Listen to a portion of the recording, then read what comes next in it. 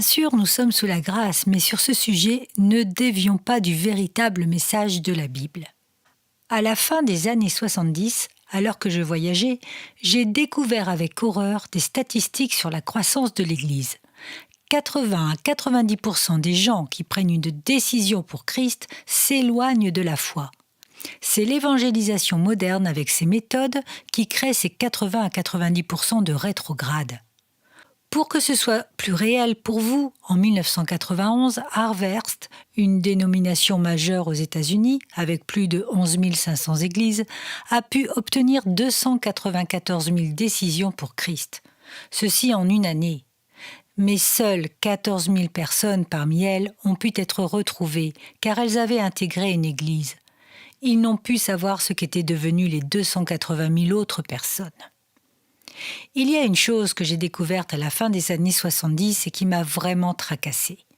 J'ai commencé à étudier l'Épître aux Romains et surtout la façon de prêcher de gens comme Wesley, Moody, Finney, Spurgeon, Martin Luther, des hommes que Dieu a utilisés puissamment à travers les siècles et qui ont créé des réveils.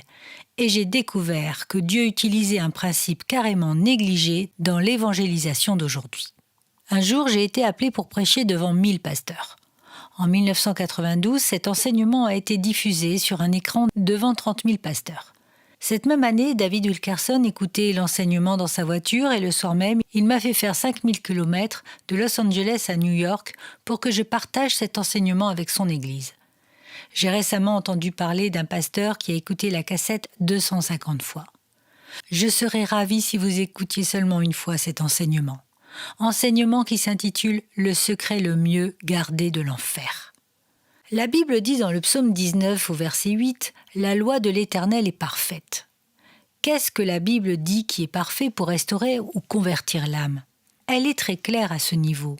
Elle dit « La loi de l'Éternel est parfaite ». Pour illustrer le fonctionnement de la loi de Dieu, regardons un moment la loi civile.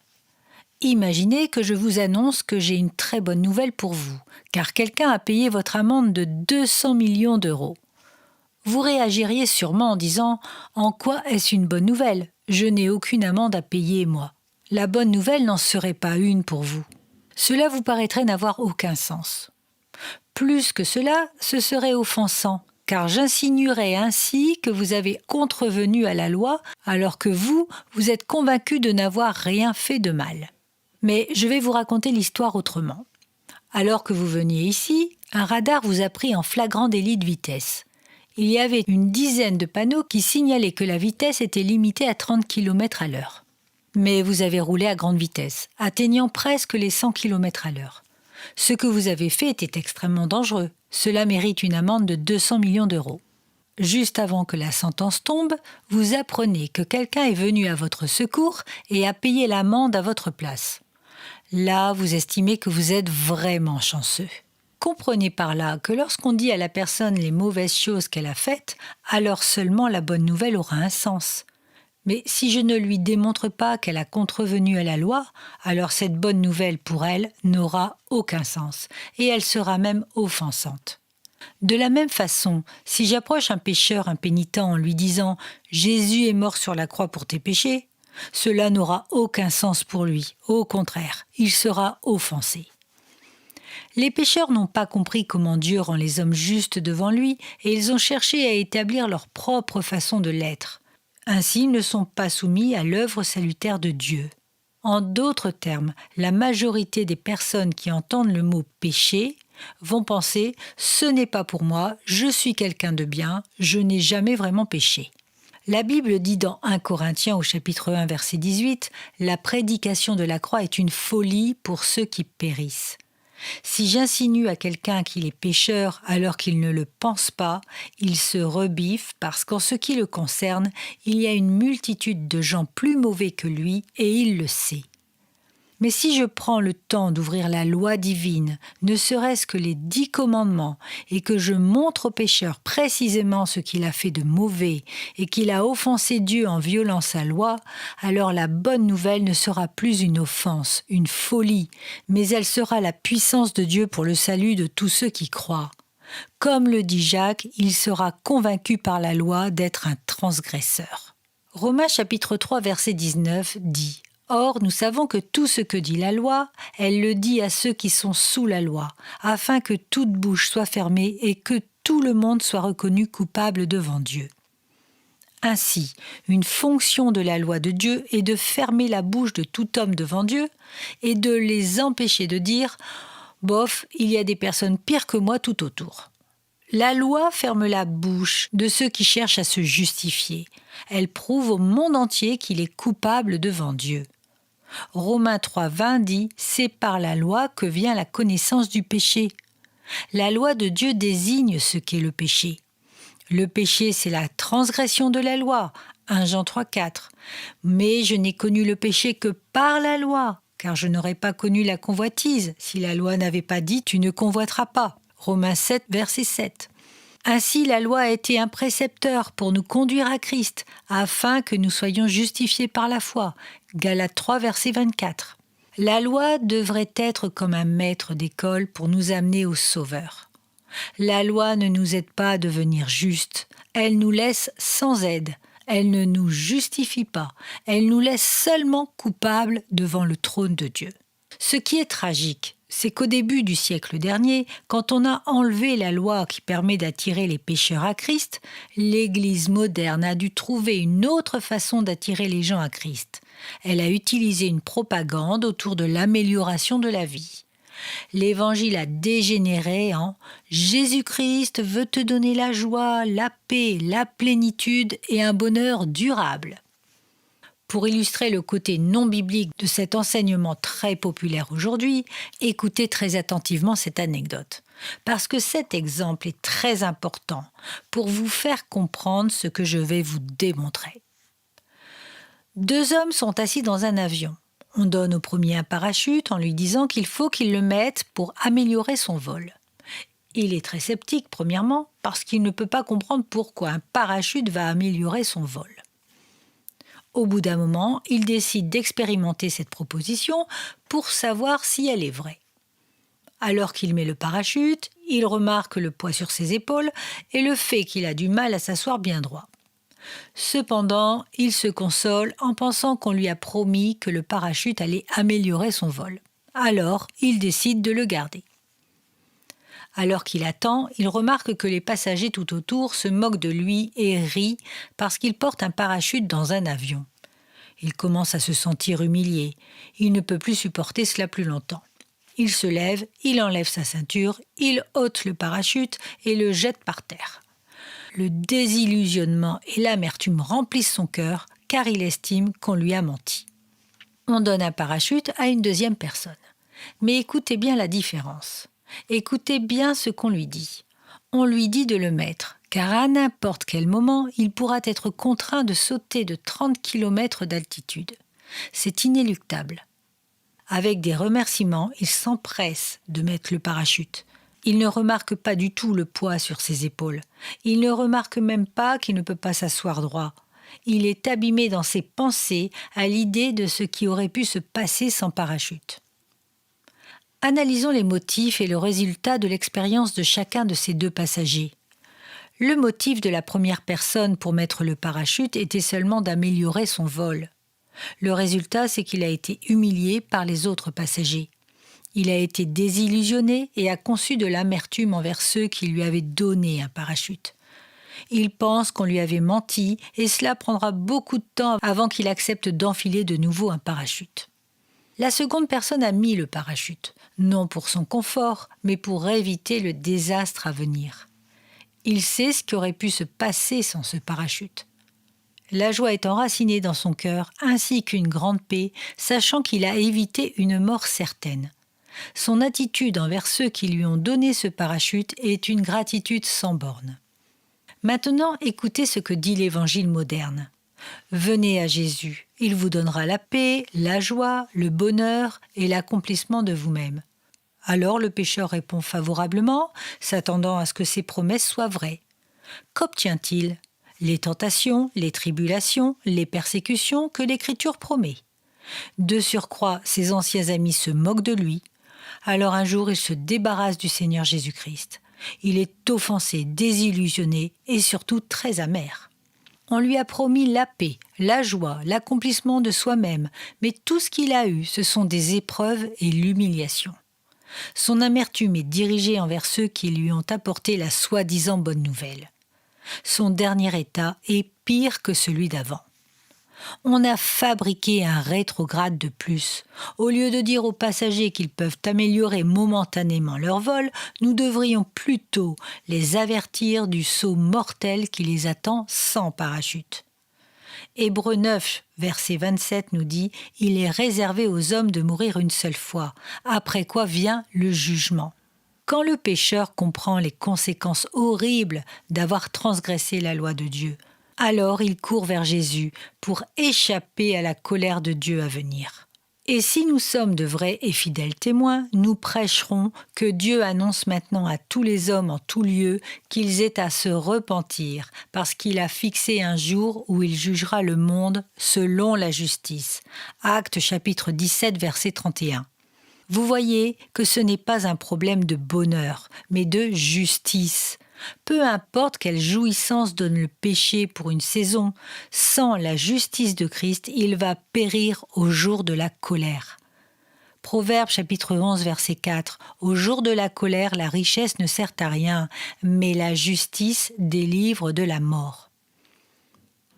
La paix et la joie sont des fruits légitimes du Saint-Esprit après la conversion. Mais il n'est pas légitime d'utiliser ces mêmes fruits pour attirer les gens vers une conversion. Si nous le faisons, les pécheurs répondront oui, mais avec des motifs impurs et sans passer par l'étape de la repentance. Avez-vous deviné pourquoi le second passager avait la joie et la paix dans son cœur ? Parce qu'il savait que ce parachute allait le sauver d'une mort certaine. De même, le vrai croyant reçoit, comme Paul dit, joie et paix en croyant, parce qu'il sait que la justice de Christ va le délivrer de la colère à venir. Imaginons une autre scène dans le même avion. Il y a une toute nouvelle hôtesse de l'air. Elle porte avec elle un plateau de café bouillant. Son premier jour de travail, elle doit faire très bonne impression. Alors qu'elle s'approche de notre second passager, elle crochette le pied de quelqu'un et renverse le café brûlant sur lui. Quelle va être la réaction de notre second passager ? Est-ce qu'il se lève en sursaut pour crier « aïe » ? Oui, parce qu'il a mal. Mais est-ce qu'il se lève pour ôter son parachute ? Non, parce qu'il n'a pas mis le parachute pour améliorer les conditions de son vol, mais pour échapper aux conséquences désastreuses de l'inéluctable saut à venir.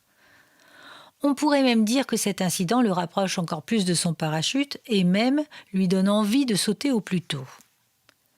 Si vous et moi nous revêtons le Seigneur Jésus pour le bon motif, pour échapper à la colère à venir, quand les tribulations arriveront et quand le vol aura des secousses, nous n'allons pas nous énerver contre Dieu. Nous n'allons pas perdre notre joie et notre paix. Nous n'étions pas venus à Jésus pour un style de vie meilleur, mais avant tout pour échapper à la colère à venir. Même les tribulations amènent le vrai croyant plus près du Seigneur. Malheureusement, il y a une multitude de gens qui se disent chrétiens et qui perdent leur joie et leur paix quand il y a des secousses durant le vol. Pourquoi ? C'est le produit d'un évangile centré sur l'homme et sur son ego. Ils ont manqué l'étape de la repentance, sans laquelle nul ne peut être sauvé. J'ai été en Australie pour exercer mon ministère. J'ai prêché le péché, la loi, la droiture, la sainteté, la repentance et l'enfer. Je n'ai pas été émerveillée par le nombre de gens qui ont donné leur cœur à Jésus. On peut même dire qu'il y avait de la tension dans l'air. À la fin de la réunion, on me dit qu'il y a quelqu'un à l'arrière, un jeune qui voudrait donner sa vie à Jésus. J'ai trouvé un adolescent qui ne pouvait pas prononcer la prière de repentance car il pleurait profondément. Pour moi, c'était rafraîchissant parce que pendant plusieurs années, j'avais souffert de la maladie de la frustration évangélique. Je désirais tellement voir des gens sauvés que je prêchais sans le savoir un évangile centré sur l'homme, message dont l'essence est la suivante: tu ne vas jamais trouver la vraie paix sans Jésus-Christ, parce que tu as un vide dans ton cœur que seul Jésus peut remplir. J'ai prêché Christ crucifié. J'ai prêché la repentance. Je faisais un appel à la fin, et quand j'ouvrais un œil, je voyais des pécheurs venir. Pourtant, je me disais, car je savais que c'était la vérité, il y a 90% de chances pour que cette personne devienne rétrograde. J'en ai marre de faire des rétrogrades. Je voulais donc m'assurer que ce jeune homme était vraiment sincère. Il semblait vraiment intéressé. Je vais à lui et je lui demande « Que veux-tu » ? « Je veux devenir un chrétien. »« En es-tu vraiment sûr ?» ?»« Oui, je suis vraiment sûr. » Alors répète cette prière après moi. Il faut vraiment que tu sois sûr dans ton cœur. Cher Dieu, j'ai péché contre toi, j'ai péché contre toi. Je me demandais, que se passe-t-il ? Pourquoi n'y a-t-il pas de conviction dans sa voix ? Pourquoi cette personne ne montre pas à l'extérieur ce qui se passe à l'intérieur ?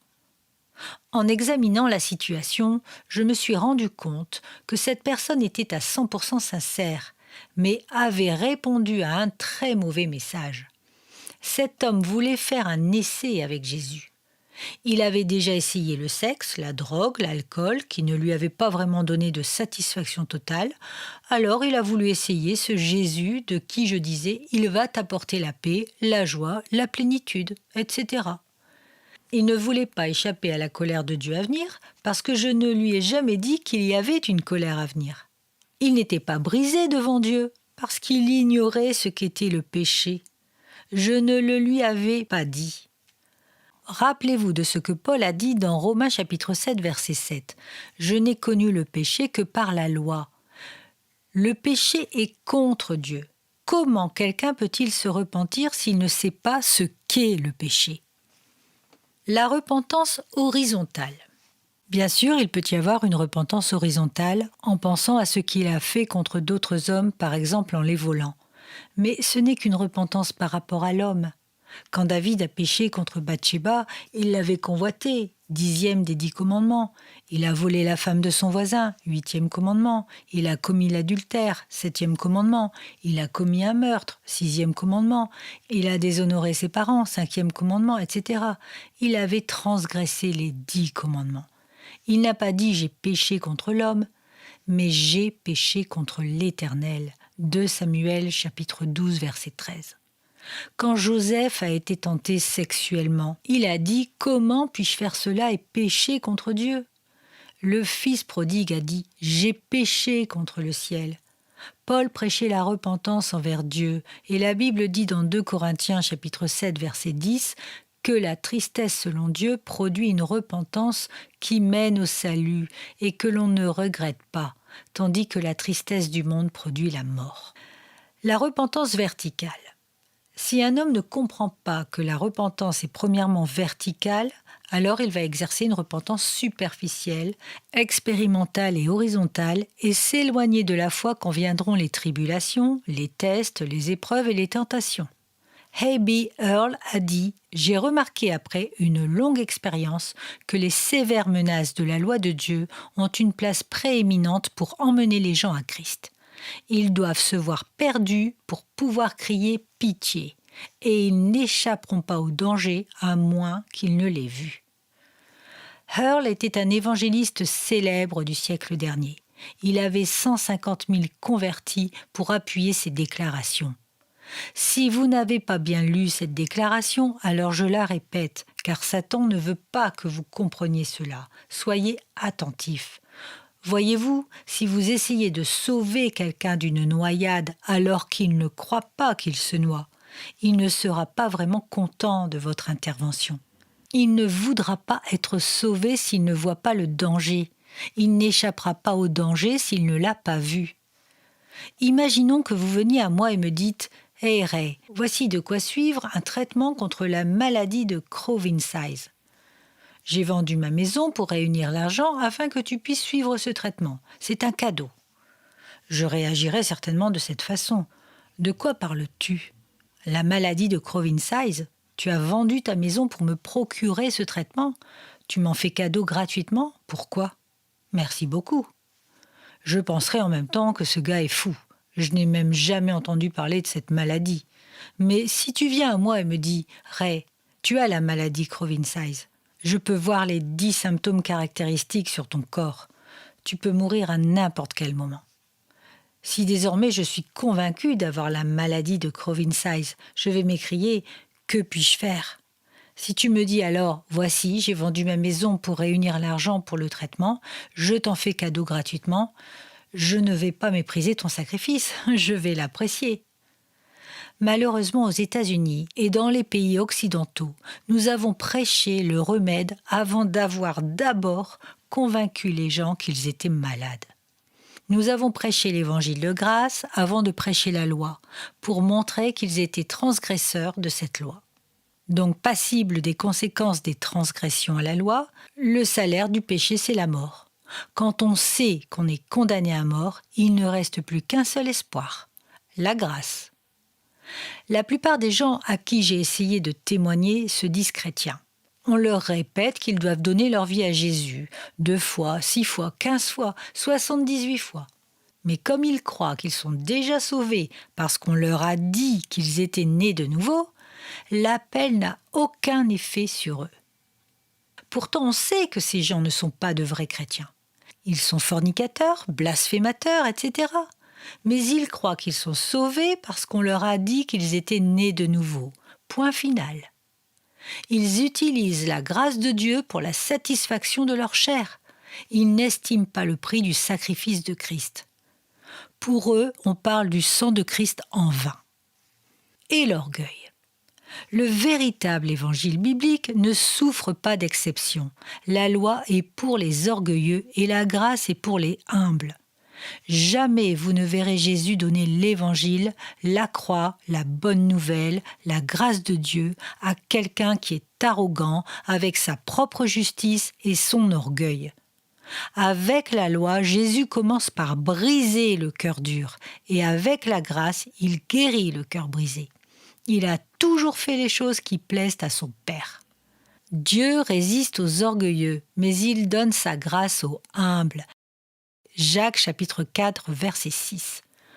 Tous ceux qui sont orgueilleux de cœur, dit l'Écriture, sont une abomination devant l'Éternel. Jésus a dit dans Luc au chapitre 4, verset 18, « L'Esprit du Seigneur est sur moi, parce qu'il m'a oint pour guérir ceux qui ont le cœur brisé, pour annoncer la bonne nouvelle aux pauvres.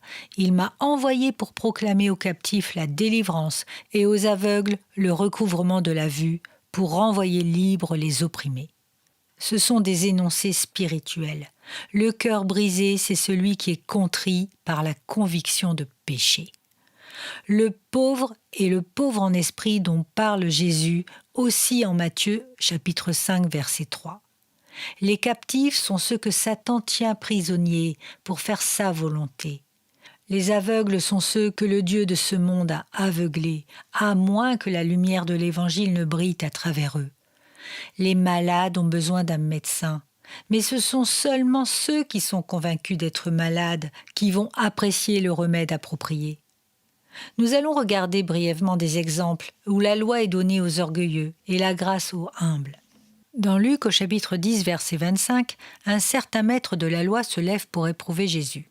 Ce n'est pas un simple juge, mais quelqu'un qui professe être expert dans la loi de Dieu. Il se lève et demande à Jésus, « Maître, que dois-je faire pour hériter de la vie éternelle ?» Qu'a répondu Jésus ? Il lui a donné la loi. Pourquoi ? Parce qu'il était orgueilleux, arrogant, se justifiant lui-même. Ici, nous avons un expert dans la loi, éprouvant le Fils de Dieu. L'esprit qui présidait à la question était « Mais que penses-tu que je dois faire en plus pour hériter de la vie éternelle, car je suis déjà quelqu'un de très bien ?» Alors Jésus lui donna la loi. À partir du verset 26, Jésus lui demande « Qu'est-il écrit dans la loi ? Qui lis-tu » Il répondit « Tu aimeras le Seigneur ton Dieu de tout ton cœur, de toute ton âme, de toute ta force et de toute ta pensée, et ton prochain comme toi-même. » « Tu as bien répondu, lui dit Jésus, fais cela et tu vivras. » Mais ensuite, les Écritures disent « Mais le maître de la loi, voulant justifier sa question, demanda à Jésus « Qui est mon prochain ?» Une traduction anglaise, la Bible vivante anglaise, démontre d'une façon plus claire l'effet de la loi sur l'homme en traduisant « L'homme voulant justifier son manque d'amour pour certaines personnes, demanda à Jésus « Qui est mon prochain ?» Voyez-vous, les Juifs, cela ne lui posait pas de problème de les aimer. Mais il n'aimait pas les Samaritains. Jésus lui donna une histoire qu'on appelle communément la parabole du bon Samaritain. Ce docteur de la loi n'était pas bon du tout. Il aimait son voisin comme il s'aimait lui-même. Il obéissait à la demande basique de la loi de Dieu.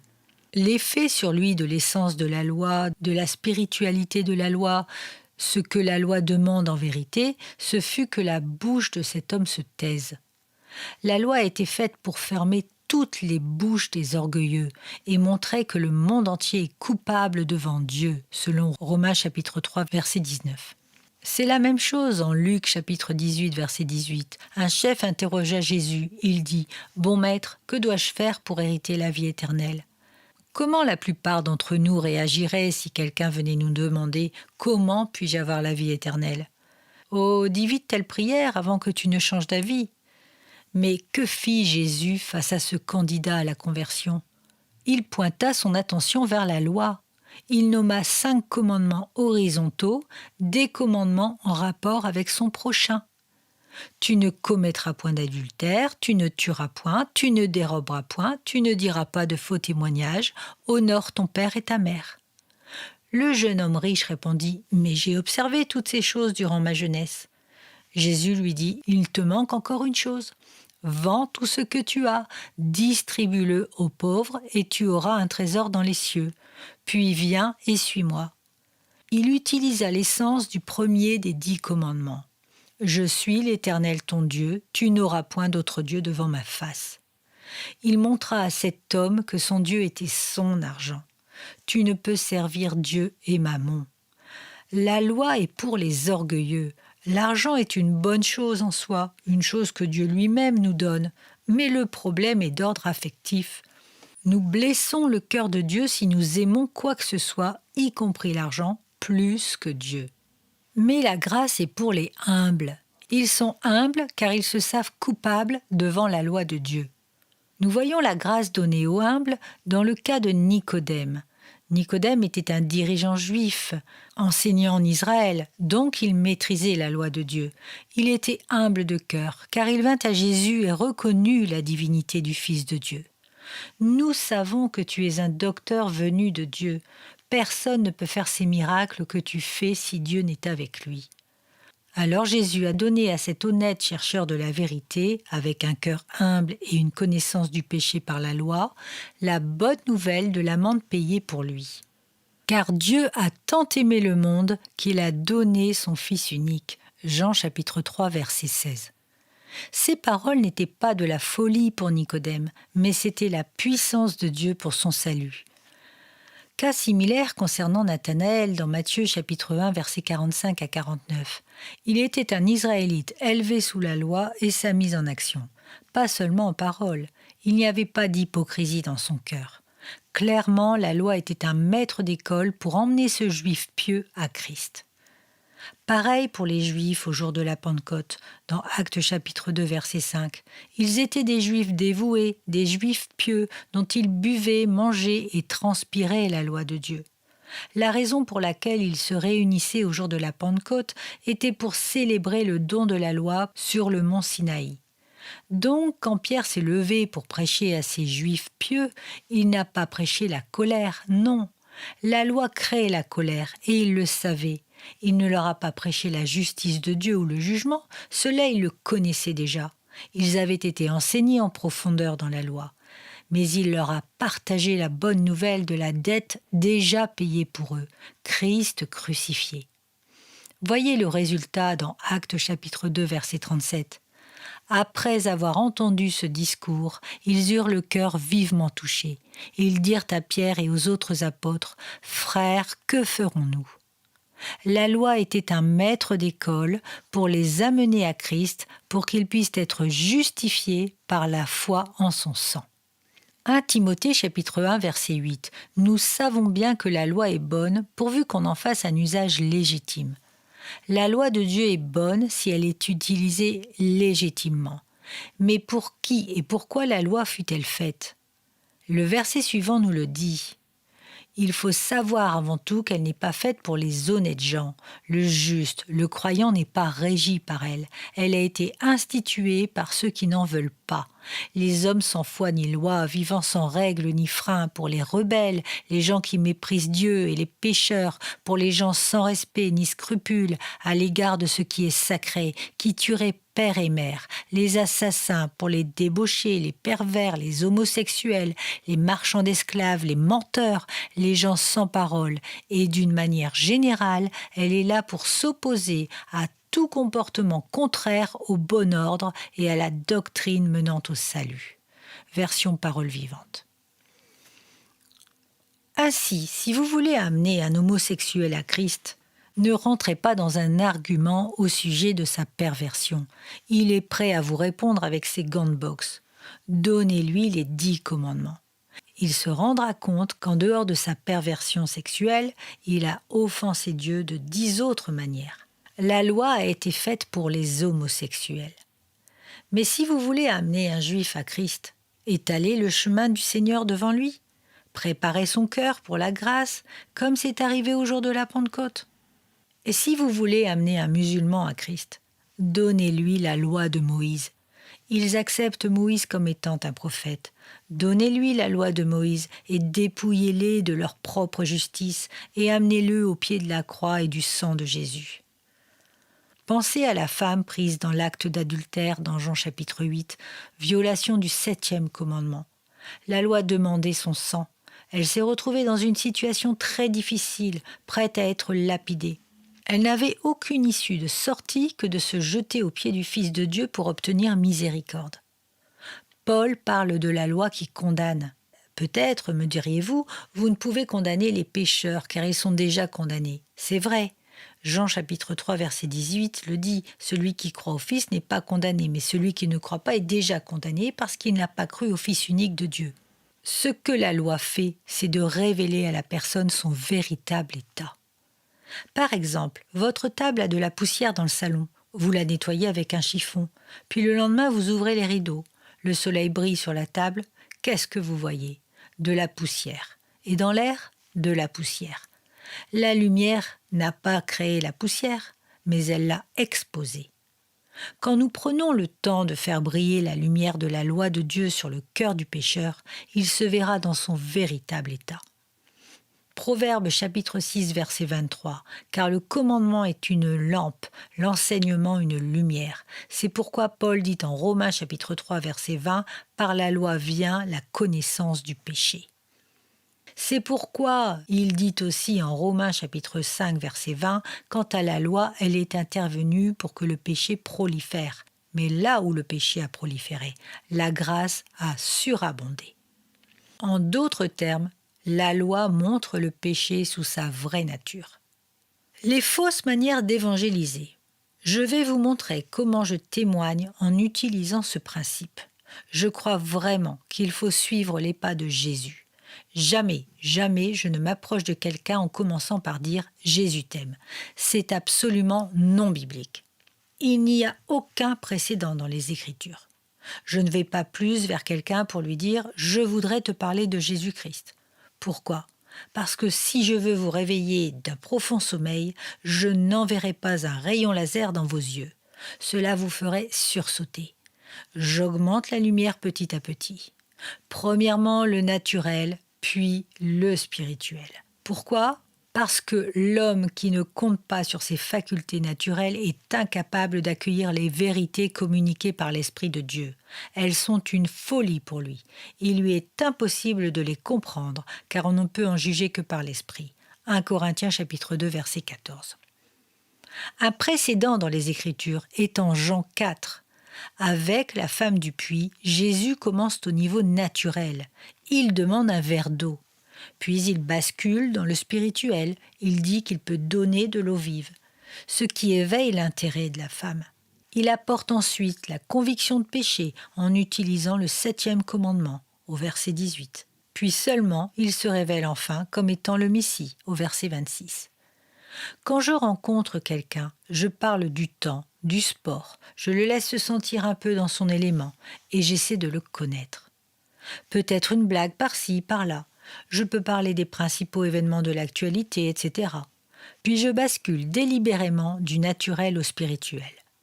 Je le fais en utilisant des tracts d'évangélisation ou en posant de bonnes questions. Par exemple, si les gens obéissaient aux 10 commandements, il n'y aurait pas autant de problèmes. Avez-vous gardé les 10 commandements ? La réaction de la personne m'aide à voir si elle est ouverte ou non.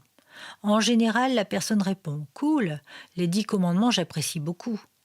Puis je lui demande « Est-ce que tu as gardé les 10 commandements ?» La réponse est souvent du genre « Oui, je m'en tire pas mal ». Puis je dis « Regardons de près chacun d'eux. As-tu déjà dit un mensonge ?» Un mensonge, comme tout le monde, un ou deux. Qu'est-ce que cela fait de toi ?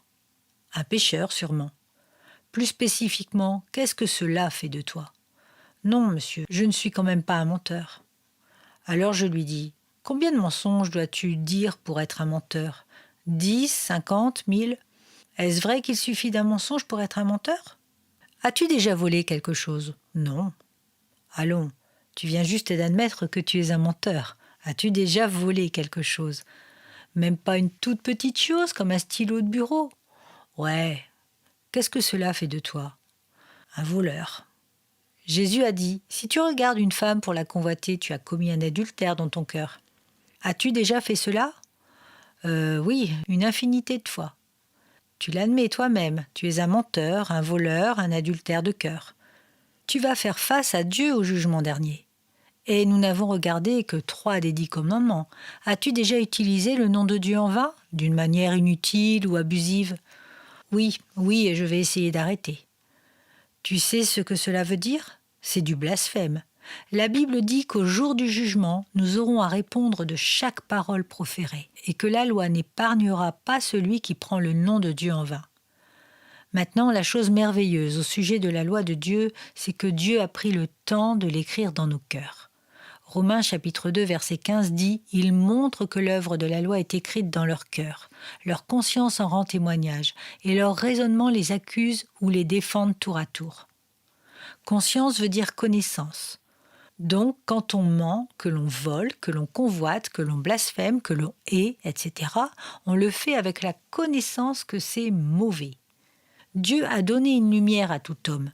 Le Saint-Esprit le convainc de péché, de justice et de jugement. Jean chapitre 16, verset 8. Péché qui est la transgression de la loi, justice qui vient de la loi, jugement qui vient par la loi. Sa conscience l'accuse, l'œuvre de la loi est écrite dans son cœur et la loi divine le condamne. Je lui dis alors, si Dieu te juge par ses standards, seras-tu innocent ou coupable ? Il dit, coupable. Iras-tu au paradis ou en enfer ? La réponse habituelle est au paradis. Voilà le produit de l'évangélisation moderne. Alors je lui demande, pourquoi penses-tu ainsi ? Penses-tu que parce que Dieu est bon, il va passer sur tes péchés ? Oui, c'est cela, répond-il. Alors je lui dis, et c'est cela dans une cour de justice. Tu as commis des viols, des meurtres, dealers de drogue et plusieurs autres crimes. Le juge dit coupable. Toutes les évidences sont là. As-tu quelque chose à dire avant que je ne prononce la sentence ? Toi, tu dis oui, juge. Je crois que tu es un homme bon et que tu vas passer sur mes crimes. Le juge répondra sûrement « Tu dis vrai au sujet d'une chose, je suis un homme bon et c'est à cause de ma bonté que je vais m'assurer que ma justice soit faite. À cause de ma bonté, je vais m'assurer que tu seras puni. » La chose essentielle que les pécheurs espèrent, en pensant que cela va les sauver au jour du jugement, c'est la bonté de Dieu. Mais la bonté de Dieu va être la chose même qui va les condamner. Parce que Dieu est bon, il doit par nature punir les meurtriers, les voleurs, les violeurs, les menteurs, les fornicateurs, les blasphémateurs. Avec cette explication, mon interlocuteur est maintenant capable de comprendre. À la lumière de la loi, il voit que le péché est premièrement vertical et qu'il a péché contre Dieu. Il a violé la loi de Dieu, il a irrité Dieu, la colère de Dieu demeure sur lui. Il peut maintenant voir son poids dans la balance de la justice éternelle et voir que cette balance penche du mauvais côté. Il comprend maintenant le besoin d'un sacrifice donné en rançon pour ses péchés. Galates chapitre 3 verset 13, le Christ, en devenant objet de malédiction à notre place, nous a délivrés de la malédiction de la loi. Romains chapitre 5 verset 8, Dieu prouve son amour envers nous lorsque nous étions encore pécheurs. Christ est mort pour nous. Nous avons violé la loi. Il a payé la rançon. C'est aussi simple que cela. Si un homme ou une femme se repent et met sa foi en Jésus, Dieu va remettre son péché et au jour du jugement, quand son cas arrivera à la cour, Dieu pourra dire « ton dossier est effacé ».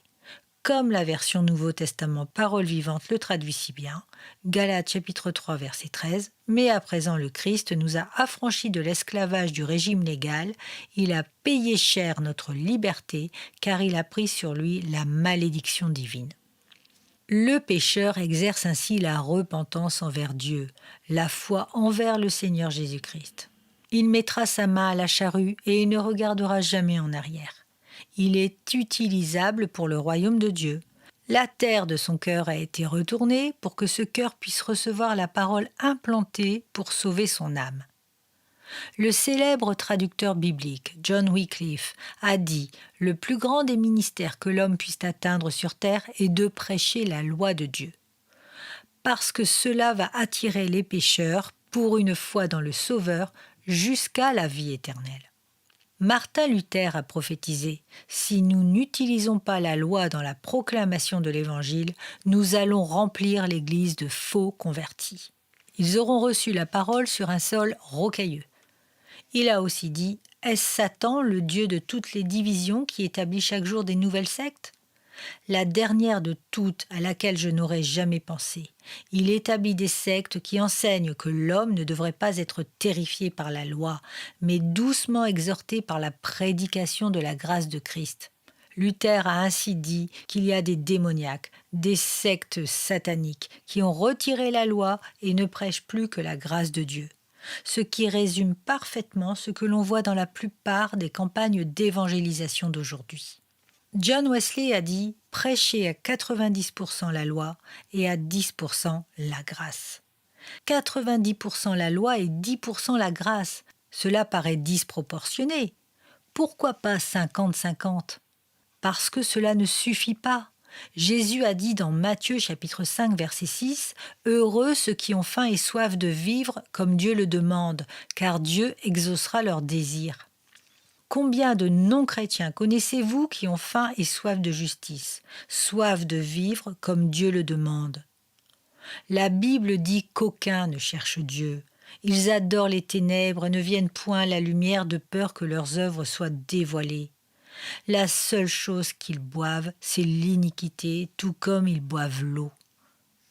Charles Spurgeon a dit « Ils n'accepteront jamais la grâce à moins qu'ils ne tremblent devant une juste et sainte loi. » Quand David Wilkerson m'a appelé, il m'a dit qu'il espérait qu'il n'était pas le seul à ne pas croire dans le suivi des soi-disant convertis. Non, je crois dans le fait de nourrir le nouveau converti et de le faire devenir un disciple. Mais je ne crois pas dans un suivi, je ne trouve pas ce concept dans les Écritures. L'Éthiopien dans ses actes fut laissé sans suivi. Oh, comment a-t-il pu survivre, vous dites-vous peut-être ?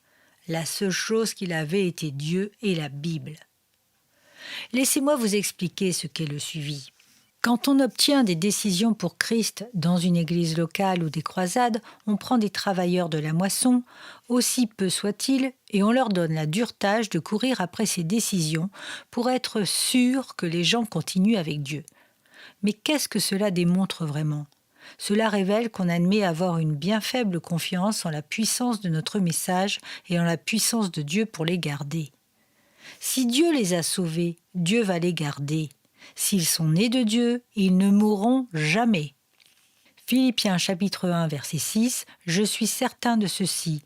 Dieu qui a commencé cette œuvre bonne parmi vous, la continuera jusqu'à son achèvement au jour de la venue de Jésus-Christ. » S'il est celui qui a initié leur foi, il sera celui qui va accomplir leur foi. Jésus a dit en Jean chapitre 10 verset 8 « Nul ne vous arrachera de la main de mon Père. » Lazare est mort depuis 4 jours. Nous pouvons courir voir la tombe, le tirer de là, lui enlever ses bandages, lui ouvrir les yeux, mais rien n'y fait. Il doit entendre la voix du Fils de Dieu. De même, un pécheur est mort dans ses péchés depuis sa naissance. Nous pouvons courir à lui et dire « Dis cette prière », mais rien n'y fait. Il doit toujours entendre la voix du Fils de Dieu, ou bien il n'y aura pas de vie en lui. Avant d'entendre la voix du Fils de Dieu, la chose qui précède est la loi. C'est un maître d'école pour nous amener à Christ, pour que nous puissions être justifiés par la foi en son sang. La loi est efficace, elle convertit l'âme. Elle fait de la personne une nouvelle créature en Christ. Donc, trouvez un pécheur et expérimentez la loi sur lui. Mais en même temps, souvenez-vous de cette dernière anecdote. Vous êtes assis dans un avion, vous buvez votre café, mangez un cookie et regardez un film. C'est un vol magnifique, plein de plaisir, et soudainement vous entendez « Ici, le capitaine de bord qui parle, j'ai une annonce à vous faire. La queue arrière vient de se détacher. Nous allons bientôt nous écraser. Nous sommes à 30 km d'altitude. Il y a un parachute sous vos sièges. Nous apprécierons que vous le mettiez. Merci de votre attention et merci de voler avec nous. » Vous vous dites « Quoi ? 30 km ? Je dois rapidement mettre mon parachute. » Vous regardez la personne à côté de vous qui boit son café, mange ses cookies et regarde le film. Vous lui dites « Excusez-moi, avez-vous entendu le capitaine de bord nous demander de mettre nos parachutes ?» Votre voisin répond « Je ne pense pas qu'il voulait vraiment dire cela. De plus, je suis très bien comme je suis. » Ne vous tournez-vous pas vers lui dans un mauvais zèle sincère et ne dites pas « Oh, s'il vous plaît, mettez ce parachute ». Cela n'a aucun sens. Si vous lui dites que le parachute va améliorer son vol, il va le mettre pour un mauvais motif. Si vous voulez qu'il mette le parachute et qu'il le garde, parlez-lui du saut qu'il doit faire. Vous pouvez lui dire « Ignorez le capitaine de bord si vous voulez, d'accord, mais si vous sautez sans parachute, boum, c'est fini. » Qu'est-ce que vous voulez dire ? Si vous sautez sans parachute, loi de la gravité, comme une crêpe sur le sol. Ah mon Dieu, je vois ce que vous voulez dire maintenant. Oh, merci beaucoup. Aussi longtemps que cet homme sait qu'il va être contraint de passer au travers de la porte de l'avion et faire face à la conséquence de la violation de la loi de la gravité s'il retire son parachute, il n'y a aucun moyen que vous réussissiez à lui faire ôter son parachute parce que sa vie même en dépend. Maintenant, si vous regardez tout autour, vous verrez qu'il y a beaucoup de passagers qui apprécient leur vol. Ils apprécient le plaisir du péché pour le temps de leur passage sur Terre. Vous pouvez leur dire « Excusez-moi, avez-vous entendu parler du commandement du capitaine pour notre salut ? Revêtez-vous du Seigneur Jésus-Christ. » Mais il se tourne vers vous et il dit « Non, je ne pense pas que Dieu agisse ainsi. Dieu est amour et en plus je suis heureux comme je suis, merci. » Ne vous tournez pas vers lui avec un zèle sincère, mais dénué de la véritable connaissance, en annonçant « S'il vous plaît, revêtez le Seigneur Jésus-Christ. Il va vous donner la paix, la joie, l'accomplissement, un bonheur durable. Il peut résoudre vos problèmes de mariage, votre dépendance de drogue, d'alcool, etc. Donnez seulement votre cœur à Jésus. » Non, vous lui donnez un mauvais motif pour son engagement. À la place, priez « Oh Seigneur, donne-moi du courage. » Et parlez-lui du saut dans le vide et de la loi de la pesanteur. Parlez-lui de la loi de Dieu. Nous devons mourir un jour, et si tu meurs dans tes péchés, Dieu devra rendre justice, et tu devras rendre compte de chaque parole proférée au jour du jugement. Si tu as convoité, tu as commis l'adultère dans ton cœur. Si tu as haï quelqu'un, tu as commis un meurtre dans ton cœur, etc. Jésus nous a prévenus que la colère de Dieu demeure sur nous. Vous voyez, je ne parle pas non plus comme les prédicateurs du feu de l'enfer. Prêcher seulement sur le feu de l'enfer va produire des convertis pleins de peur. C'est le légalisme. Mais utiliser la loi de Dieu va produire des convertis pleins de larmes. Pourquoi les premiers viennent ? Parce qu'ils veulent échapper au feu de l'enfer. Mais dans leur cœur, ils pensent que Dieu est dur et injuste. Parce que la loi n'a pas été utilisée pour leur montrer la nature pécheresse excessive du péché. Ils ne voient pas qu'ils méritent l'enfer. Ainsi, ils ne comprennent pas la miséricorde ou la grâce, donc ils manquent de gratitude envers Dieu pour son soi-disant salut. Or, la gratitude est la motivation principale pour l'évangélisation. Il n'y aura pas de zèle dans le cœur d'un faux converti pour évangéliser. Mais le vrai converti est celui qui vient, sachant qu'il a péché contre les cieux, que Dieu a vu ce qu'il fait dans les ténèbres, qu'il a transgressé ses lois et que la colère de Dieu demeure sur lui. Il sait qu'aller en enfer est juste, mais il sait aussi qu'au lieu d'exercer sa justice, Dieu lui fait miséricorde. Romains chapitre 5 verset 8 dit « Dieu nous montre son amour, car alors que nous étions encore pécheurs, Christ est mort pour nous. » Il tombe alors à genoux devant la croix ensanglantée et dit « Ô Dieu, si tu as fait cela pour moi, je ferai n'importe quoi pour toi. Je veux faire ta volonté, ô Seigneur. Ta loi est gravée sur mon cœur. » Et tout comme l'homme qui savait qu'il devait passer au travers de la porte de l'avion et faire face aux conséquences horribles s'il violait la loi de la gravité, connaissance qui l'amènera à ne jamais enlever son parachute, de même celui qui vient au Seigneur, sachant qu'il doit faire face à un Dieu saint au jour de la colère, ne va jamais abandonner la justice de Dieu en Christ, car sa vie entière en dépend. Aujourd'hui, quand je prêche en plein air et que j'utilise les 10 grands canons de la loi de Dieu, les gens ne se moquent plus de moi. Ils regardent à terre et disent « Je me rends, j'abandonne totalement ma rébellion.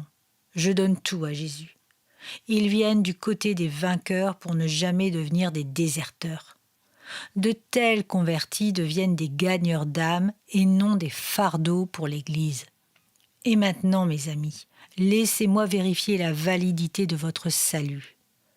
L'Église moderne dit « ne te pose jamais de questions au sujet de ton salut ». La Bible dit tout le contraire. 2 Corinthiens 13, verset 5 dit « Examinez-vous vous-même pour voir si vous êtes dans la foi, et éprouvez-vous vous-même ». Beaucoup d'autres versets nous mettent en garde. 1 Timothée chapitre 1, verset 19, 1 Corinthiens chapitre 16, verset 13, Hébreux chapitre 4, verset 2, chapitre 6, verset 12, Jacques chapitre 2, verset 20, etc. Mieux vaut maintenant qu'au jour du jugement. La Bible dit dans 2 Pierre chapitre 1, verset 10, « Efforcez-vous encore plus de prendre au sérieux l'appel que Dieu vous a adressé et le choix qu'il a fait de vous. » Certains d'entre vous savent qu'une chose ne va radicalement pas dans votre marche chrétienne. Vous perdez votre paix, votre joie quand le vol a des secousses. Il y a un manque de zèle pour évangéliser. Vous n'avez jamais été à genoux devant le Dieu Tout-Puissant, disant « J'ai péché contre toi, aie pitié de moi ». Vous n'avez jamais accouru vers Jésus-Christ et vers son sang pour être justifié en criant « Dieu, aie pitié de moi, un pécheur ». Et tu as manqué de gratitude. Tu n'as pas de zèle brûlant pour les perdus. Tu ne peux pas affirmer que tu as le feu pour Dieu. Au contraire, tu es un danger de devenir un de ceux appelés tièdes et qui seront vomis de la bouche de Christ au jour du jugement quand les multitudes crieront à Jésus « Seigneur, Seigneur !» Il dira « Retirez-vous de moi, vous qui commettez l'iniquité, je ne vous ai jamais connu. » Aujourd'hui, vous devez réexaminer les motifs de votre engagement. Mes amis, ne laissez pas votre orgueil vous stopper. Tous ceux qui sont orgueilleux de cœur sont en abomination devant le Seigneur. Dieu résiste aux orgueilleux, mais fait grâce aux humbles. Donc humiliez-vous devant la main puissante du Seigneur, et il vous élèvera en temps voulu. Appelez cela un réengagement ou un engagement, peu importe la façon dont vous l'appelez. Efforcez-vous encore plus de prendre au sérieux l'appel que Dieu vous a adressé et le choix qu'il a fait de vous, car en faisant cela, vous ne tomberez jamais dans le mal. C'est ainsi que vous sera largement accordé le droit d'entrer dans le royaume éternel de notre Seigneur et Sauveur Jésus-Christ. Pour terminer, voici une suggestion de prière. Cher Dieu, je reconnais que tu es saint, droit et juste. Je confesse que j'ai péché contre toi. J'ai maintes et maintes fois violé ta loi et je mérite la punition éternelle. Pardonne-moi pour mon péché et donne-moi la grâce de me détourner de mon égoïsme et de ma rébellion. Prenez quelques instants pour demander pardon pour tout ce qui vient en particulier à votre conscience. Merci Jésus d'avoir pris ma place sur la croix comme punition pour mes péchés, pour que je puisse être pardonné et libéré. Donne-moi la grâce de vivre le genre de vie qui va te glorifier dans tout ce que je dis et fais. Je te reçois comme mon sauveur et maître de ma vie. Jésus, je te suivrai toujours là où tu me demanderas d'aller. Merci parce que tu m'offres maintenant la vie éternelle et ton esprit. Je reçois maintenant ce don. Viens dans ma vie par ton Saint-Esprit pour être avec moi pour toujours. Au nom de Jésus, je prie. Amen.